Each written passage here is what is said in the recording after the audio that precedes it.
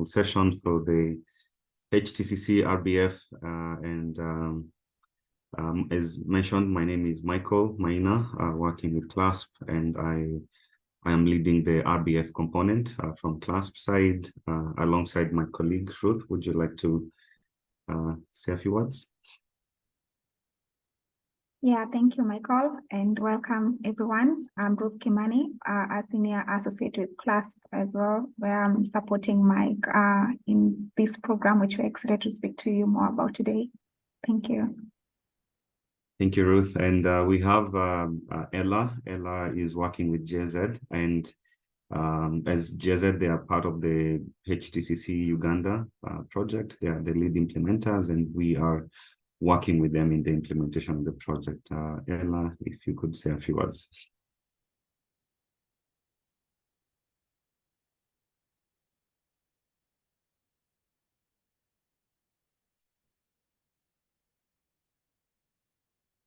We cannot hear you, Ella. I'm not sure if.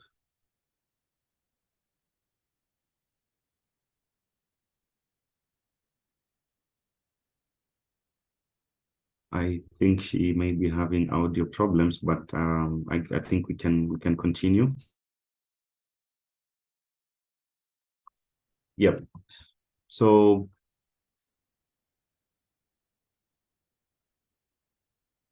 yeah, thank you for joining this webinar today. And in this webinar, we'd like to talk to you about the HTCC Uganda project, the overall of the umbrella project, the umbrella program that the HTCC Uganda project sits under. That's the CCC project program.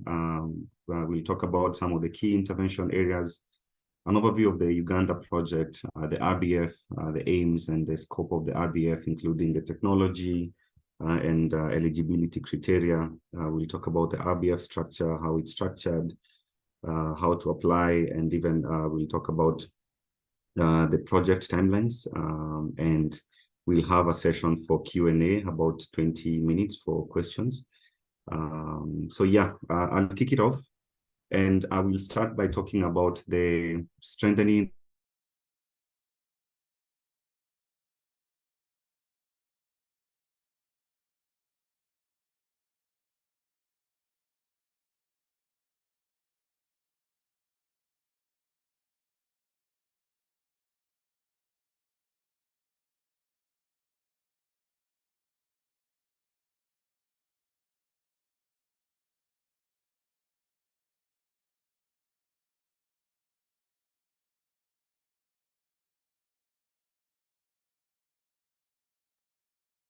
Sorry, I think Michael is also having some technical issues. Let's wait for him to rejoin the session.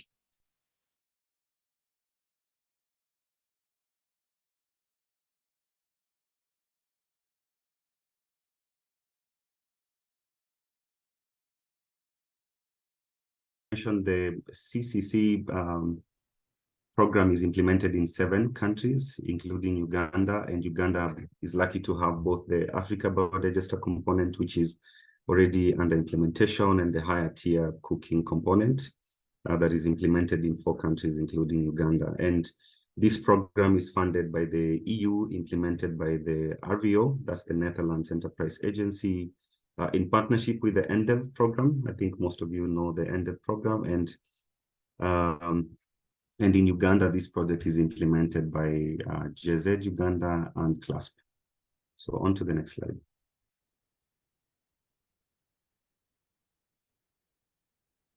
Yeah, so the HTCC has 3 main intervention areas. And one of the intervention areas is a pipeline development, which provides business development support to new and upcoming small and micro enterprises in the clean cooking space. And it's implemented through the Energy Enterprise Coach. This is a program that is implemented by NIRAS and Intellecap, and it provides business development support to companies, supporting companies to become more professional in their operations, in streamlining operations, and even in thinking about scaling. So They are partners in this HTCC Uganda. And then we have a component of access to finance, for innovation and scale. And this is implemented through an innovation challenge fund, which will provide financial support for R&D for higher tier cookstoves. And we have the RBF facility that we are talking to you about today, implemented by CLASP. And we have an SME finance facilitator that provides working capital, and it's implemented through Charm Impact, through a crowdsourcing approach. And then the third main component, or the third main intervention, is strengthening the enabling environment. And the goal of this intervention is to promote an ambitious enabling environment in Uganda for clean cooking through knowledge development and sharing market intelligence, data with the sector, government capacity building. We are working with the Ministry of Energy and Mineral Development, supporting them on identifying gaps, especially on e-cooking, such as standards and labels for e-cooking, and also maybe thinking about strengthening the testing capacity for e-cooking. As for biomass stoves, this is already implemented. And then there's obviously sector coordination with some of the industry associations, such as the Uganda National Alliance for Clean Cooking. And then there are some overarching elements or overarching interventions that include gender, that is keeping us accountable in ensuring gender and social inclusion throughout the program. And then we have an M&E component, that data tracking and performance tracking for all the program components. And the gender component is implemented in partnership with Energia.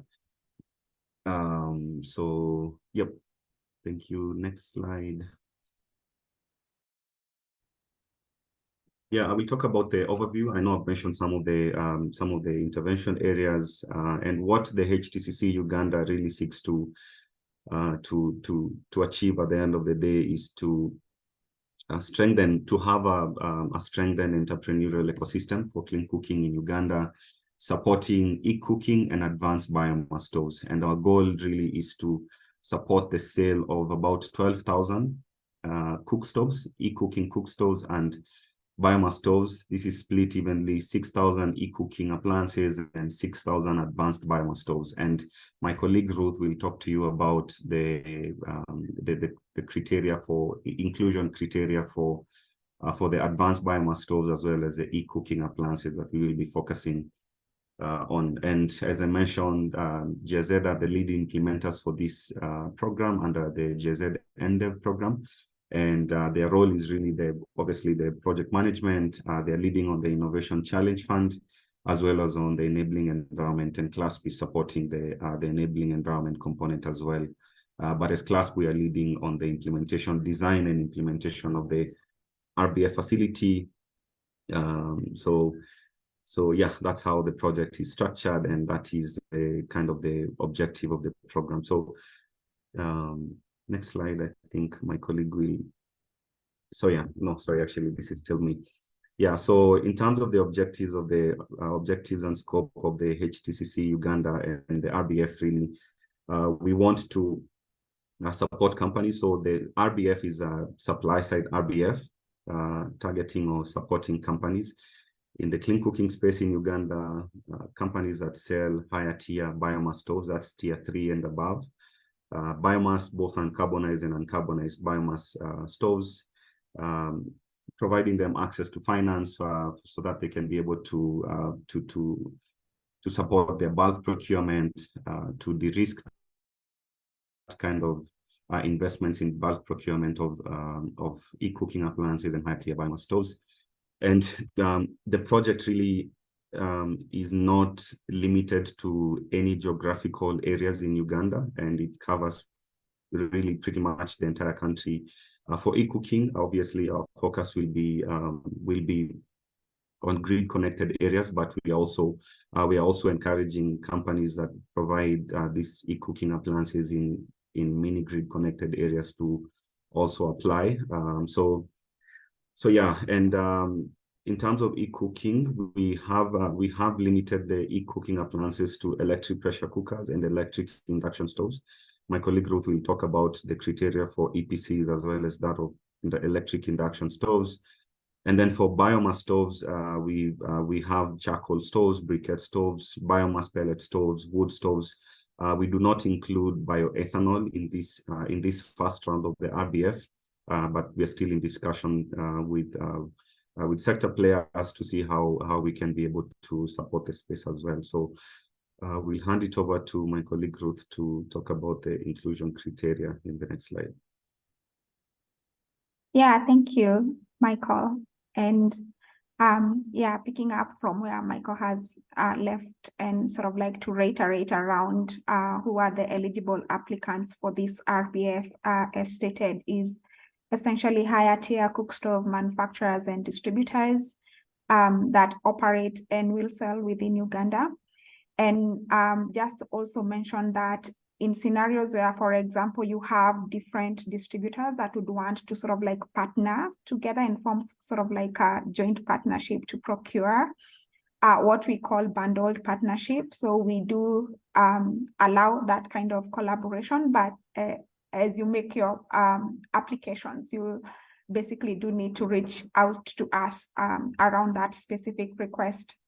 And so, yeah, touching on the eligible products, as Michael has mentioned, we have the technologies, which is at the household biomass cookstoves, both carbonized and uncarbonized fuels. And for us, really, it's important that through these programs and the work we do, that we are really promoting the sale of safe, quality, durable appliances that actually deliver services to the consumers, because we consider that to be very, very, very important. And therefore, guided by this, we have sort of outlined quality performance thresholds that these different technologies will need to meet for them to be considered within sort of for them to be eligible in the program. And so for the household biomass stoves, we are looking at sort of like 3 parameters. So we have thermal efficiency. And for this, the minimum score of tier 3 based on the ISO 19867 28 standard, or the Uganda standard of 7061 2019 performance standard. So those are sort of like the benchmark standards that we are using to basically define what sort of like the threshold performance the products need to meet for inclusion within the RBF. And so we have that for the thermal efficiency. We have also outlined the same for the emissions factor. And for the safety requirement, the product has to be equal to or above 88. Same for durability requirement. It has to meet or have a score of above 90. When it comes to electric pressure cookers and electric induction cookers, so we have various standard protocols that basically the product needs to be tested against, and we have outlined them as indicated. So we have the winners and finalists of 2022 globally powered for electric pressure cookers. So if you're not aware, we did conduct a globally competition for electric pressure cookers to identify best performing EPCs that are affordable, that are safe. And so we do have a list for those. So if you're selling, and this is a link we can share with all of you.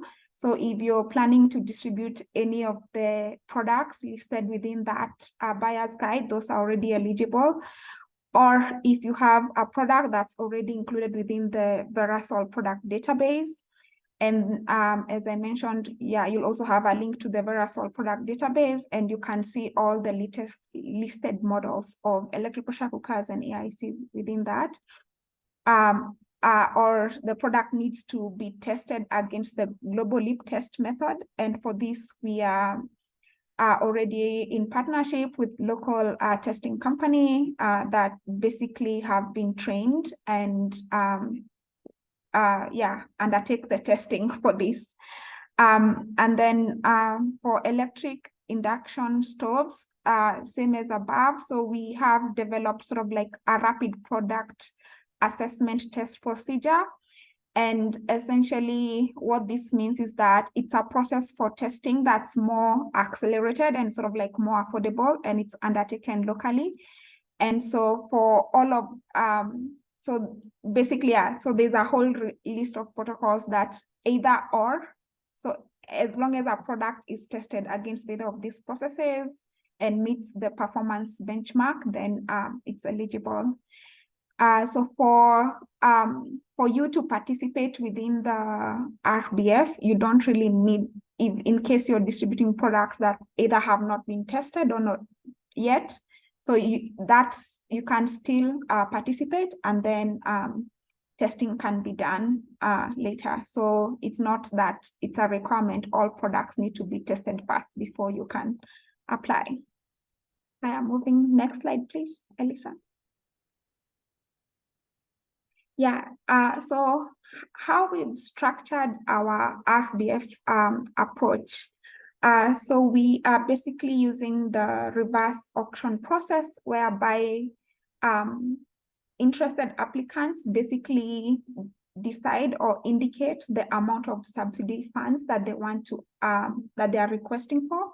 They also indicate how many products that they are targeting to move, and also will include other information around what market segments they are targeting, whether it's the rural setting, whether it's the urban setting, whether it's the mini grids, and also will provide information around what are some of the impacts you basically are seeing with these product sales that will be realized. And the reason for this approach is that we do acknowledge that there are different market dynamics for different e-cooking technologies. And so it's really in the best place for you as the applicants to understanding your business, understanding the technology you're selling, understanding your customers and the areas you're selling, to be able to define these parameters.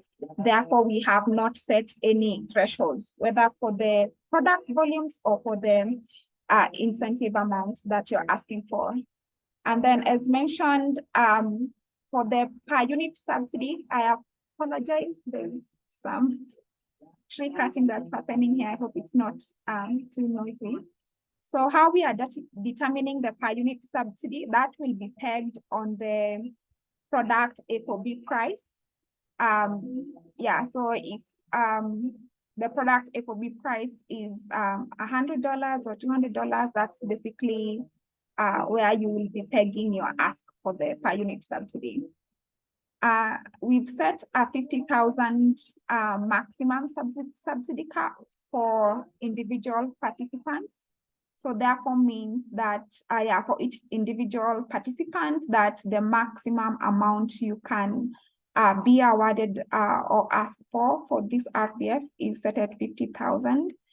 However, if you have reasons, or you have exceptions that you'd want to be considered, you're free to reach out to us basically as the administrators, with like reasons and sort of like justifications of why, and then at our own discretion, I think we can make that decision. And then in terms of the subsidy disbursement, so we have outlined two main milestones that kickstart and trigger payment of subsidies. And so those are the first step, which essentially triggers the 40% of the subsidy disbursement. That's at the time of the procurement purchase of products. So once we have verified that you have actually procured the products and they meet the quality standards, and you essentially have the financing to be able to finalize the procurement of that product order, then we release the initial 40% of the subsidy proportional to the number of products that you have actually bought within that order, right? Acknowledging that there might be multiple orders. So we'll be processing based on the proportion of products that you actually purchase, and we're able to verify.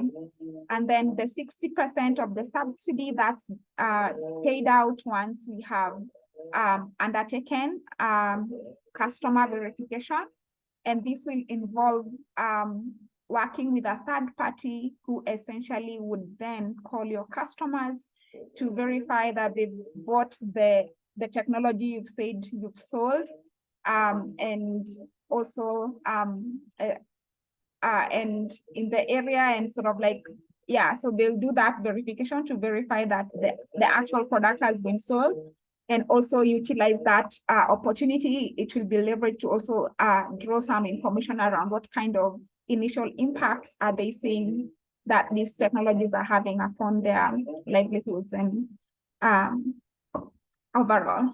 So that's sort of like how the RBF is structured, and sort of like how the subsidy payment is planned to be paid out.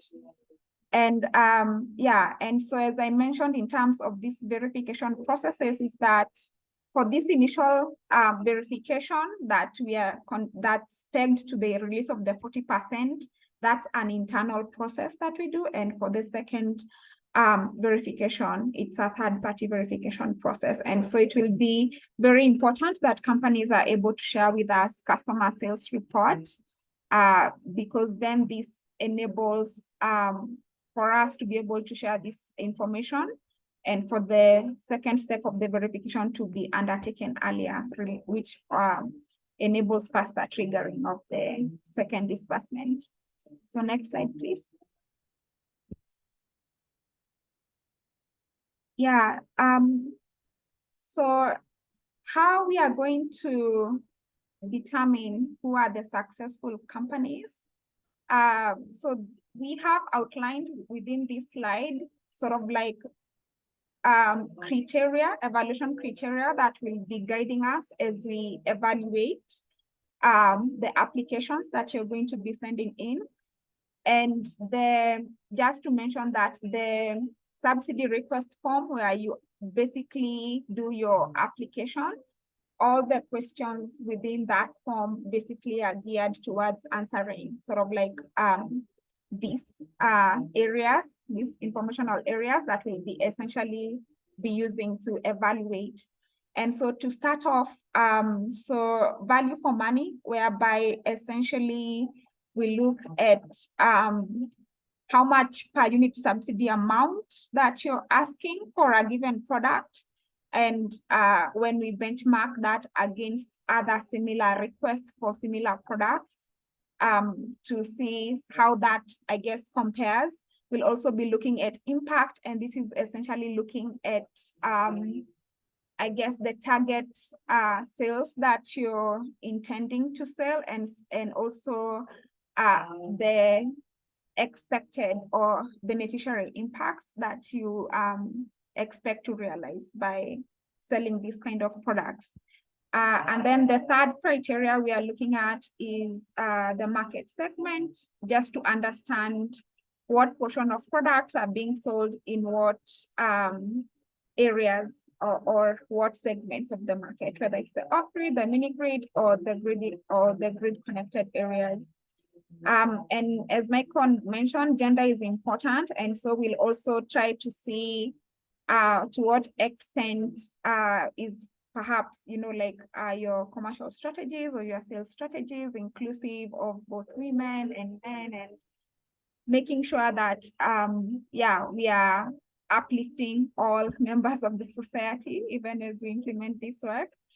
And then we'll also, of course, like have a qualitative, you know, criteria around what you have said about the additionality that this RBF enables you in terms of either accelerating your product sales for the different technologies that you're distributing, or in terms of, I don't know, establishing new business lines and things like that.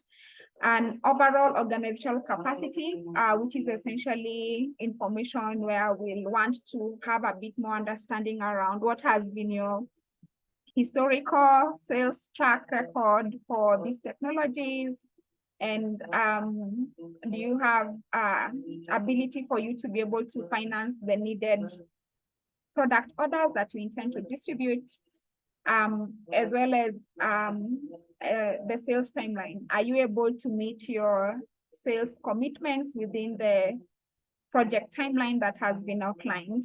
So this is just an overview. So the weighting of the different criteria that I've spoken about in this slide, that's really at the discretion of us as the administrators, but just to mention that it will be important in your applications to make sure that you consider these different criteria even as you input your feedback in the next slide. Is that you, Michael? Thank you. Yes, thank you, Ruth. And I'll quickly talk about the timelines of the project. And so the RBF will be, or the application window will be opened from the 30th of this month. That's next week. And it's going to be open up until 15th of January, 2024. And from there, we will review the applications, we will review the submissions, and communicate to the successful companies by 15th of February, 2024. And thereafter, we will have close to a year or a year plus, a year and a few months of the implementation phase of the sales phase, where companies will be allowed to make the sales of the project or of their products, and also submit their request for the subsidies just based on the agreed amount at the application stage. Yeah, that's it. I think in terms of I see we have quite a number of questions. Lisa, if you could go to the next slide. So yeah, I guess we'll now start answering some of the questions. I see some of the questions have been shared through the chat, some have been shared through the Q&A tab, but just to mention that we will be able to share all the required resources. We have a resource on the frequently asked questions. Some of the questions that I see here are actually covered in the FAQs. We'll try as much as possible to answer some of these questions here. We'll also share the terms and conditions. We will share ahead of the launch. We will also share some of the questions that are required in the application form, so that you can already start looking at them. And also, if you have any questions, you can always reach out to us through the financing@clasp.ngo. So Lisa, would you like to kick us off on the questions? Hi, Mike. Yes, happy to facilitate the Q&A section. So I will go right up to the top and we can answer one by one. So the first question came in from Jenny, and she asks, hi, I would like to know if the product meets UNBS requirement. Is it sufficient? Yeah, so so it depends on what you mean by UNBS requirements. So there are two standards that are currently in use in Uganda. That's for the biomass stoves, and yes, they are supposed to be tested against the standard. That's the UNBS 761 of 2019, or the ISO standard. And for our cutoff, we have a cutoff of tier 3. So all the products that are going to be eligible for the RBF should be at least a minimum of tier 3 on thermal efficiency, on emissions factor, safety requirement, and durability requirement. Also, I would like to mention that also on the 761 standard of 2019, the scoring is usually done in classes, and for this, it's going to be for the ones that are going to be tested, or the ones that have already been tested under the 761 standard, Uganda standard of 761 of 2019, have to be a minimum of class 2. So Uganda standard uses the classes class 1, class 2, and class 3, and it has ranges on the scoring for emissions, thermal efficiency, and even safety requirements. So the minimum cutoff for the 761 is class 2, but for the ISO, it's going to be tier 3. I hope that answers that question. Great. Thank you, Mike. We can move on to the next one. Jenny, if you have a follow-up question, please put it in the chat box. And so Aaron is asking, I know there are some local e-cooking companies that have submitted their products for testing, but I'm not seeing them on the list. How long does the testing or certification take? Yeah, I think Ruth, would you know how long would you like to answer this question on the testing process for EPCs and e-cooking appliances? Yeah, for EPCs, we actually do have a document that basically sort of like provides the product testing overview, outlining the timelines and sort of like the costs associated with that. But typically for EPCs, it will take about 3 months. And that's like including shipping the product, it being tested, the results being analyzed and clean and a report created, essentially. So that would apply for EPCs and I think for also induction stoves. Yeah, thank you, Ruth. And in terms of testing, so for all biomass stoves will be tested in Uganda. There are accredited labs in Uganda that do the testing. We have Sakodu, we have Creek, Makerere, and we also have Nyaveya Forestry College. They are accredited to test biomass stoves in Uganda, and companies are free to use whichever is convenient for them. For the e-cooking stoves, we have a test partner in Kenya, and we are able to also just on a product by product basis, we're able to support or at least offset some of the testing costs for EPCs and even for the biomass stoves. Okay, great. We can move on. There's another question from Aaron. And he says, often prices change between application time and purchase time. Does the project allow for these changes, or will we be held to the application price, which may no longer be the same? Yeah, I can answer this one. And this is also included in the FAQs. So yes, if the price of the product changes, yes, you're allowed to change the price, and you will have to fill out a price variance declaration form. And you need to submit that to us, where we are going to, you're going to explain the deviation between the declared amount and now the new price, and how we obviously have to evaluate on how this will affect the numbers in terms of the target sales for the remaining period. Thanks, Mike. We have a question from Moses. Should distributors be procuring the cookers locally, or you have geographical limitation? Some funders, for example, do not want goods shipped from China. We don't have that limitation. If you normally import your products from China or wherever, so long as they meet the standards that we have outlined, then they're eligible for the subsidies. So no limitation on where you get your products from, so long as they meet the standards, and to show that you've actually been selling some of these products in the country. Okay. There's a question from Claire, and I think Claire, you had raised your hand some time back. If the FOB price is $10, for example, what is the maximum subsidy you can ask for?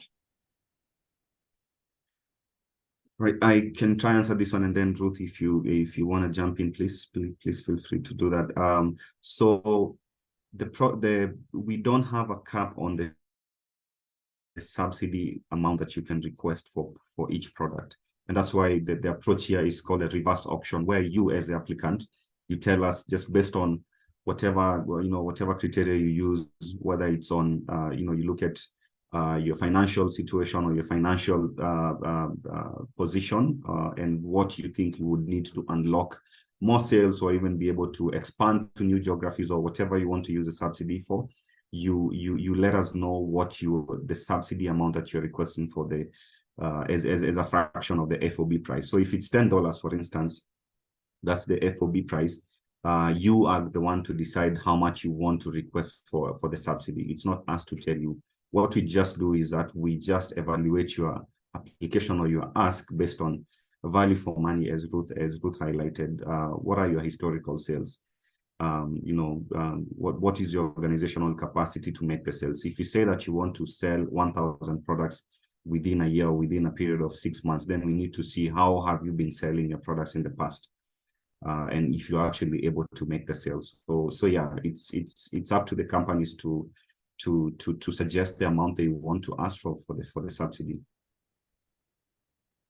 Yeah, and just to add as a reminder, this is a competitive bidding process. And so as you make the application, also keep that in mind, that even as you basically bid, remember at the end of the day, we have limited available resources that's available for funding, multiple players within the market space. And yeah, so it's a competitive process as well. So that's another consideration. Yeah, you put, you consider as you make your bid and determine sort of like what the per unit subsidy you do want to ask for the FOB price. Yeah, I've unmuted you. I see you have a follow-up question. Please go ahead.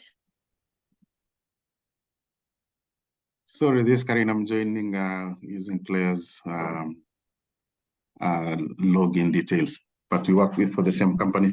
So my follow-up question would be, are you then saying you will be incentivizing sales up and above the normal sales? And secondly, if 40% of the FOB price is going to be taken care of by the RBF component, are you saying then through CHAM you can get the other 60% cost to get the products landed in the country through CHAM, or how does that work? So just to clarify, so the 40%, did you mean the 40% mentioned at the time of the procurement? Yes. Yeah, so just to clarify on this is that, so if your subsidy request per product is $5, yeah, then 40% of the $5 is what is going to be paid when we confirm that the product has either been procured from wherever you normally procure, or you have manufactured the product for those who manufacture the products in countries. So for those that manufacture from, maybe they import parts from India or from China, and then they assemble the products in country, you have to provide verification that actually we've shipped the parts and they're in the country, and we can actually request for 40% of the subsidy, not 40% of the FOB price. This is 40% of the subsidy. And then once you have made the sale and we have verified that actually this person received the product, then you get the remainder. That's the 60% of the subsidy. So, and obviously depending on the volumes that you make within that reporting period. For CHAM Impact, this is that's a completely different application that you have to submit your application just based on their requirements. And I think we can also be able to provide additional information on the application requirements, and even for the BDS support that we mentioned from EEC. We're going to share this while we're sharing out the additional resources and the recording from this webinar. Thank you. And just last question. So it's 12,000 units total and 6,000 for biomass stoves. That is. Yes. So 6,000 biomass and 6,000 e-cooking. Thanks. Yeah. Mike, thanks. I'd just like to point out for everyone that we only have 15 minutes left, and so we'll do our best to cover the remaining questions, but we might need to give brief responses. And you can always follow up with us using the email financing@clasp.ngo. It's going to be on the screen shortly. There it is. So Mayanja sent a question, and he's asking, what about EPCs operating on home standalone systems, i.e. home solar panel systems not connected to mini grids? Are they eligible? Yes, they are eligible. So both grid connected, mini grid, off grid, they're all eligible, so long as they meet the eligibility criteria that has been outlined. Yeah, okay. And yeah, Lisa, I wanted the person who spoke, I think he had a question around the purpose for why we are asking the historical data sales. So I wanted to, basically specify that just speaks to the organizational capacity. It's not that you have to have had hit certain number of historical sales for you to be considered or anything. That's just, something that speaks to how you've been performing in the past. I guess my question is, will you incentivize every sale after the program has started? Or will you have a baseline? That will be determined on the number of the sales volumes that have been approved through the award program. Those are the eligible number of products that would be able to subsidize. So if you applied for 700 products and maybe of those 700, 500 were approved, then those would be the products that would receive the incentive. Understood. Thanks. Yeah. Okay, I'm going to switch to questions that are related to the subsidy. There was one from Douglas, and he says, why don't we place the subsidy cap on volume and not dollar value? The dollar cap will limit. So the dollar cap is just, so again, as Ruth mentioned, the RBF obviously is not, it's not an open-ended pot or like an unlimited financing that we have for the RBF. It's obviously limited.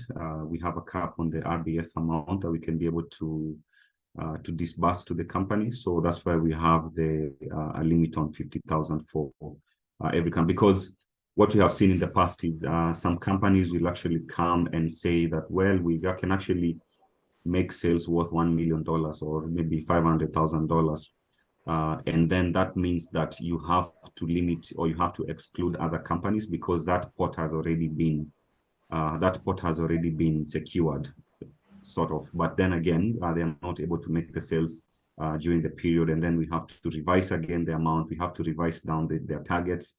So we are trying to make sure that we have that diversity in terms of the companies that can be able to apply, and also just making sure that we are realistic at the end of the day. And can I add something, Michael, as well? Yes. So the subsidy amount actually takes into account both. So it's determined by, the amount of FOB you've asked per product times the volume of the products you'll be selling. So in a way, they do work hand in hand in that regard. So thanks, Ruth and Michael. So I'm just giving an example, for instance. My name is Douglas. I'm the one who's asking those questions, but just for clarity. So Maina mentioned about 6,000 for wood and charcoal cook stoves, and then the rest for stove. And then you also mentioned 50,000 as a cap in terms of the grant or whatever, or the RBF. So if you just did, I'll just give an example. What dealer does with barn manufacturer dealers does distribution. So one single cook stove here and there until the warehouse around $30. So if you look at $30 by 50K, but by 50K, that's around 1,600 units to be sold.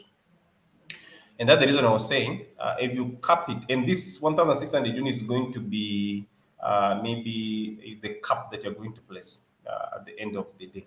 And then you're saying 6,000, also the number of units that has been allocated for RBF on cook stoves or wood stove, whatever.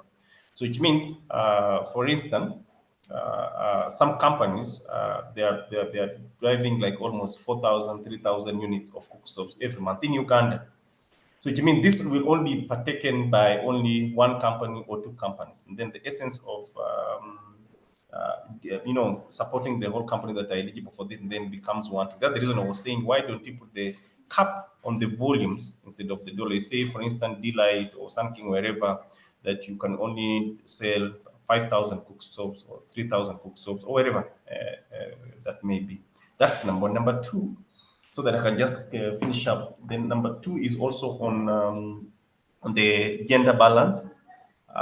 What is the ratio and what the rationale in terms of gender balance? Is it in terms of the employees that I have, or is it in terms of customers that are going to purchase? Naturally, by natural fault, for cook stoves, we find the female gender buying more, but the money is coming from the male. So we need to have that rationale clearly. So when you're doing your verification, it doesn't come a bone of contention as you do the verification. Then lastly, is on the carbon credits. Most of the carbon credits are being verified by Verasol, which is true.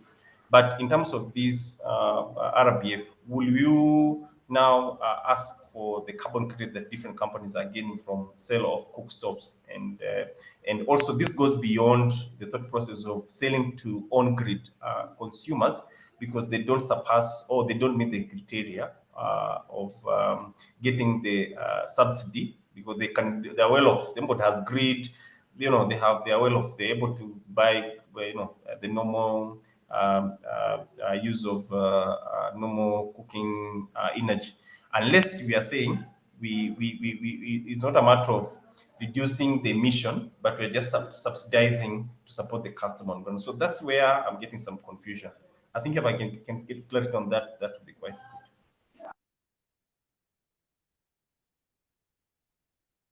Yeah. Okay. I think you asked several questions, and I can try answer some of these questions. And so, as I mentioned, in the goal of or rather the aim of the HTCC RBF is really to support companies to make more sales by de-risking some of the procurement for some of these stoves. And we are not aiming to just give the money to one company because they can make the sales. That's not our aim here. And we know that yes, some companies can actually make these sales. They can actually scoop up all the full amount of the RBF so that and they can make the sales. But again, as I said, and even Ruth mentioned, that we are trying to make sure that we are able to, we look at different companies, because again, we cannot only provide the subsidies to one company. Yeah, we cannot just allocate all the target sales to one company. Otherwise, we would have had a direct negotiation with them. But really, we are trying to make sure that we are inclusive in terms of the subsidy allocation and even in terms of the companies that are selected. So yes, we're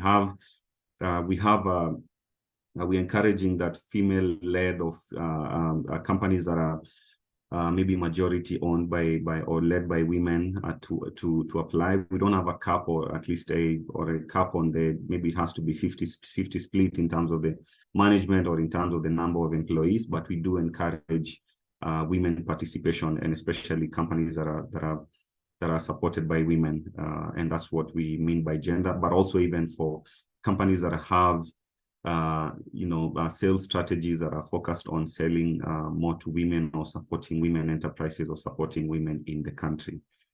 In terms of the carbon credits, no, we do not consider carbon credits in this particular RBF. We only have an inclusion criteria for quality, emissions, and thermal and energy efficiency. So the safety, durability, that's quality, and then we have emissions and efficiency. So that's what we are only considering for now, but we don't have that